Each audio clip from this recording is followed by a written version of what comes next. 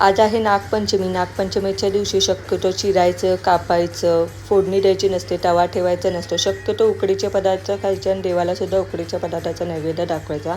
आमच्या इथे कोकणामध्ये मोदक, हळदीच्या पानातल्या पातोळ्या किंवा पुरणाचे डिंड केले जातात.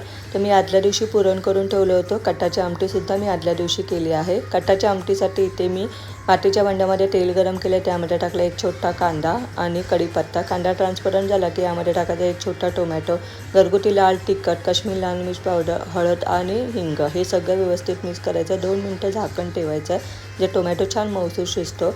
आता ह्यामध्ये टाकूया आपण जो आपण कड बाजूला काढून ठेवला होता डाळीचं पाणी, ते टाकायचं. 2 मिनटं झाकण ठेवायचं म्हणजे छान उकळी येते. आता यामध्ये टाकूया मालवणी वाटण. मालवणी वाटण कसं बनवायचं याचा व्हिडिओ ऑलरेडी अपलोड केला आहे, नक्की पहा. व्यवस्थित सगळं मिक्स करायचं. चवीपुरतं मीठ टाकायचं आणि झाकण ठेवून 10 ते 15 मिनटं छान उकळी येऊ द्यायचे. कोथिंबीर टाकून गरमागरम सर्व करूया. एन्जॉय.